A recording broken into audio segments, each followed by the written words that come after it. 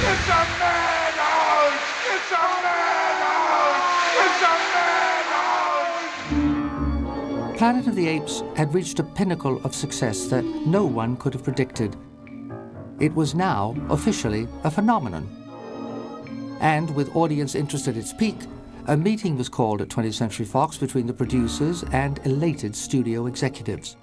Stan Huff, head of production, says, "You gotta do a sequel."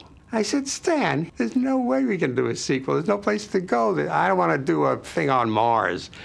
He said, "You have to find a way." I had never thought of a sequel. At the time of Planet of the Apes, no one was talking sequels very much, or at all. For 20th Century Fox at that period of time, this started the notion of recapturing the success of the first. As thoughts inevitably turned towards a sequel, the producers faced an impossible challenge.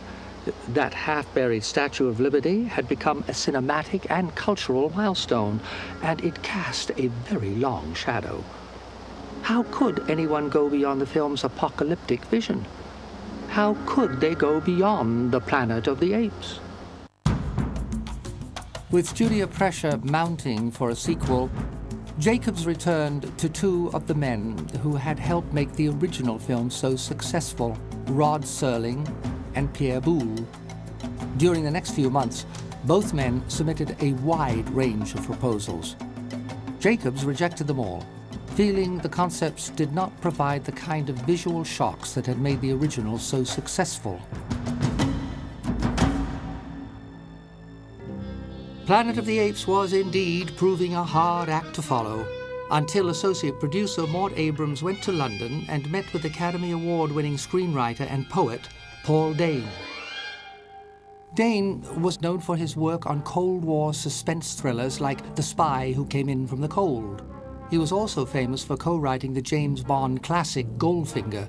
I was in London on something else entirely and met with Paul and told him, frankly, I was having trouble with this development of this idea. He said, "Let me toss it around." And he called me about 2-3 days later and said, "I think I have an idea how to do this." Working closely with Mort Abrams, he submitted his first outline in September 1968. Called Planet of the Apes Revisited, it contained many ideas that would find their way into the final film, and one that would not. The conception of a half-ape, half-human child, seen here in a rare screen test. Curiously, the studio feared that the implied mating of species could lose the film a G rating and take away their family audience. With Franklin Schaffner already committed to Fox's big-budget epic Patton, the job of bringing the Apes sequel to the screen was given to veteran film and television director Ted Post. But just after Post signed to direct the new Apes film, he threatened to resign when told that Charlton Heston was unwilling to return as Taylor. I had told Arthur that I don't think that a sequel will hold without the original star being in it. And they took a little bit of time to scratch their heads about that and finally came up with a solution which hooked Chuck Heston back into the sequel. Dick Zanuck called me. He said, "Chuck, we have to do a sequel, you know." He said, "This film is enormous." I said, "I don't want to do a sequel. That's like the Andy Hardy series." And he said, "Chuck, I can't make the sequel if you're not in it." And I said, "Well, you got me, Richard, because we couldn't have made this film if you hadn't given it a go. So how about if I'm in the sequel, but I get killed in the opening scene, and you pay me whatever you want, and we'll give it to a school or something." He said, "Okay, that's fine, that's a deal."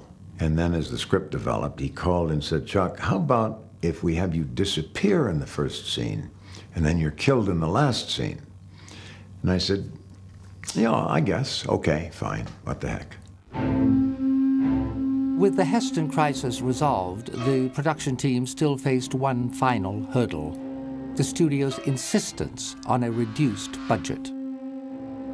Since the release of the original Apes film, Fox had gone through a troubled financial period where a string of big-budget musicals had performed below expectations. among them Arthur Jacobs' Dr. Dolittle. They had a couple of failures, and the board of directors got very anxious about that, and they didn't want to invest any more than they had to. So the order came down, cut the budgets of every production that was being made at that time. Settling on a budget of $3 million, barely half that of the original film, Beneath the Planet of the Apes began filming in February 1969. Don't look for it, Taylor. You may not like what you find. The story picked up exactly where the first film left off. What will he find out there, Doctor? His destiny. Taylor rides off into the Forbidden Zone, accompanied by Nova, played once again by Linda Harrison. After encountering a series of strange phenomena, Taylor mysteriously disappears. A new leading man then takes center stage, Brent, the leader and lone survivor of an astronaut rescue team sent out in search of Taylor. Although Burt Reynolds was approached to play the role, the producers ultimately cast popular television actor James Franciscus. Hey! No, I don't want to hurt you. I just want to know where I am. When Brent meets Nova, he realizes she is his only link to finding his lost comrade. Taylor. Is he hurt? Is he alive? I think they picked Jim because he was like a smaller version of Heston. They kind of looked alike and a very strong voice, and took it very seriously. You take me to Taylor. Brent and Nova's search brings them to Ape City, most of which was still left standing at the Fox Studio Ranch. It's a city of apes. Allowing the filmmakers to save valuable dollars on set construction. The only thing that counts in the end is power. Naked, merciless force! But budgetary constraints did become evident in crowd scenes like this one, where the background apes were portrayed by extras in pullover masks, a cost-cutting device that proved a little too obvious. The role of the guerrilla military leader, General Ursus, was originally offered to Hollywood legend Orson Welles, but when Welles declined, the noted character actor James Gregory stepped in and gave a rousing performance. The only good human is a dead human! Nova takes Brent into the city, and the audience is reintroduced to some familiar ape faces. Sierra, once again played by Kim Hunter. Taylor? No, not Taylor. My name's Brent. You talked. And Dr. Zayas, played by Morris Evans. As Minister of Science, it is my duty to find out whether some other form of life exists. Where are you going? Into the Forbidden Zone with Ursus. As fate would have it, I was directing a film in England at the time and was unable to reprise my role of Cornelius. The part went instead to British actor David Watson, and with the help of a little makeup, it was hoped that the audiences wouldn't notice the difference. If you are caught by the gorillas, you must remember one thing. What's that? Never to speak. As Brent and Nova go underground in their search for Taylor, the filmmakers hope to give audiences an even more impressive visual than the half-buried Statue of Liberty. Their solution?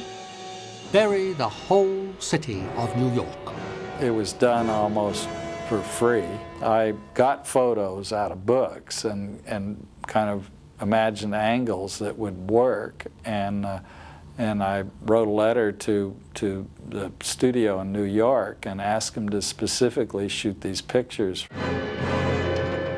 We made big blow-ups and cut them up with a razor blade, and then had the matte artist kind of touch them up, and that was our matte shots. It is here, in the Forgotten City, that Brent and Nova encounter a mutant civilization, genetically altered beings who possess telepathic powers. Your lips don't move, but I can hear. I know what you're thinking. To save costs, this scene was actually shot on a set previously used in Fox's Hello, Dolly. Oh, wait a minute! I can't understand you. By the way, that's Natalie Trundy playing the female mutant, Albina. In real life, she was Mrs. Arthur P. Jacobs. Are we to understand that you were in the City of the Apes? You're talking. Well, certainly we can talk. It's a rather primitive accomplishment. We use it when we must. When we sing to our God. Another Hello Dolly set was also transformed into this chapel, where the mutants pray to a most unusual god.